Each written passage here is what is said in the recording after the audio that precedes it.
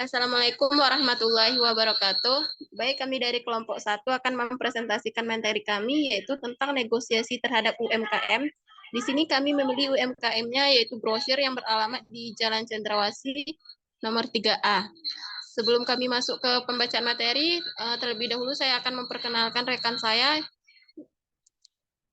yaitu ada Abdul Halim, kemudian saya sendiri Sinta Permatasari, kemudian ada Surnaini Ismayanti, Ahmad Raka Fakrunayan, dan yang terakhir ada Naufal Rifki. Untuk pembacaan materi pertama yang akan dibacakan oleh Abdul Halim, kepada Abdul Halim dipersilakan. Terima kasih saya ucapkan kepada moderator. Selanjutnya saya akan membacakan materi yang pertama, yaitu pengertian grosir. Grosir adalah usaha dagang yang menjual berbagai macam dagangannya kepada pemasok lain atau pengguna industri yang menerima barang dari memperoleh barang secara langsung dari pemasok atau supplier. Selanjutnya itu ada negosiasi yang terjadi antara pemasok dengan pihak grosir. Dalam membeli atau mengambil barang dari pemasok, pihak grosir mengambil barang dalam jumlah banyak. Biasanya pihak grosir akan memesan barang kepada supplier dan meminta harga yang cocok. Jika harga yang diterapkan tidak cocok, maka pihak grosir akan membandingkan dengan supplier yang lainnya. Yang kedua, ada strategi negosiasi antara pihak grosir dengan pemasok. Yang pertama ada jaga hubungan baik dengan supplier. Tujuan menjaga hubungan baik ini agar memudahkan untuk kita bernegosiasi untuk mendapatkan keuntungan. Lalu ada buat kesepakatan yang menguntungkan dari pemasok. Tentukan spesifikasi produk yang diinginkan agar dapat menyaring penawaran dengan mudah. Yang ketiga adalah berpikir di luar kotak harga. Maksud berpikir di luar kotak harga adalah jika pemasok tidak mau mengalah pada harga, maka pihak grosir dapat menegosiasikan hal-hal lain yang dapat membantu menurunkan harga. Yang keempat, jalin komunikasi dengan banyak pemasok. Untuk mendorong harga yang kompetitif, bicarakan dengan setidaknya 3 pemasok agar kita bisa memilih mana harga yang menguntungkan bagi kita. Yang kelima, tawarkan deposit yang lebih besar untuk harga yang lebih besar. Pemasok sangat waspada dengan piutang mereka, sama seperti milik bisnis lainnya. Jadi cara lain untuk mendapatkan diskon yang lebih besar adalah dengan menawarkan setoran yang besar juga. Yang keenam, jangan menerima harga tawaran pertama. Jika pihak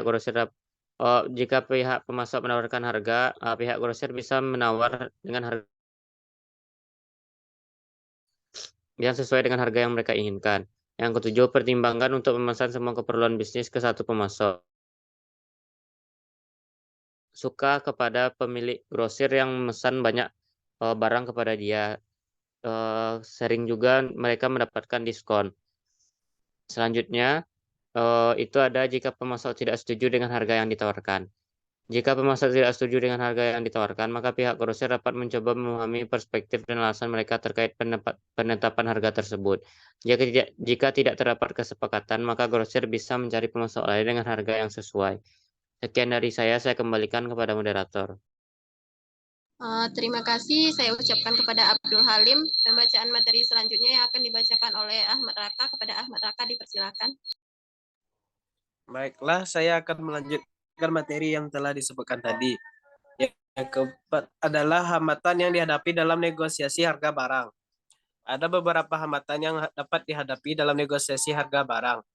Ini meliputi perbedaan pendapat atau kepentingan yang kuat, komunikasi yang buruk atau tidak efektif, emosi yang tidak terkendali, kurangnya informasi atau pengetahuan, lalu terjebak dalam pola pikir bersaing dan batasan waktu atau tekanan waktu yang tinggi.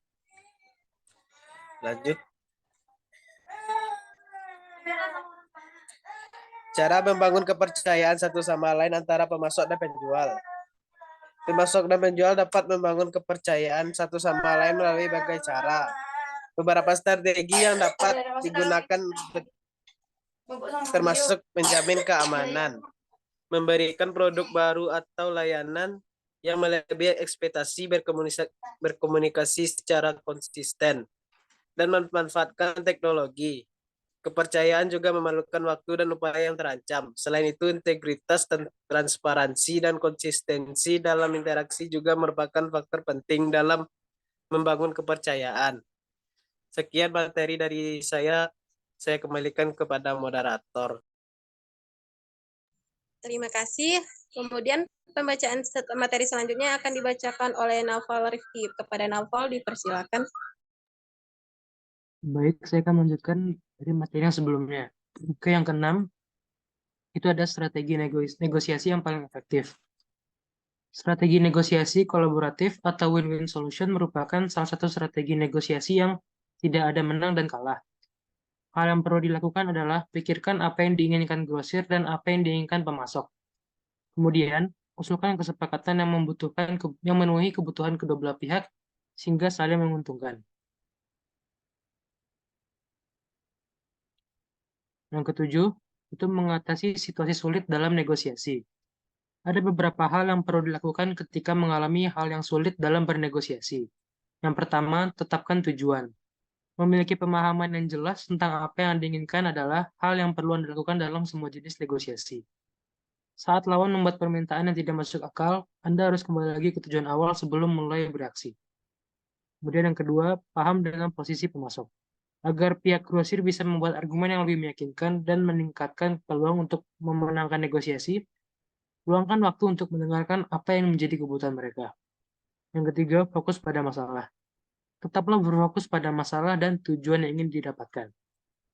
Dengan demikian, bisa mendapatkan kesepakatan yang saling menguntungkan satu dengan yang lainnya. Sekian dari saya kembalikan pada moderator.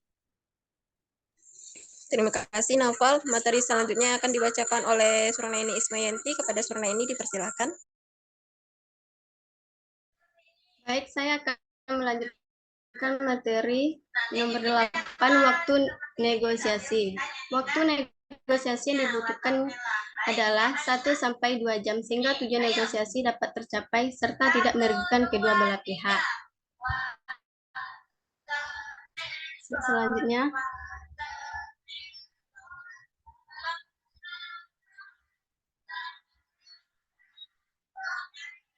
yang ke-9, cara memiliki grosir melakukan negosiasi harga terhadap konsumen. Yang pertama, memberikan diskon kepada konsumen yang membeli barang dalam jumlah yang banyak, yaitu tetapkan diskon yang proporsional dengan jumlah barang yang dibeli.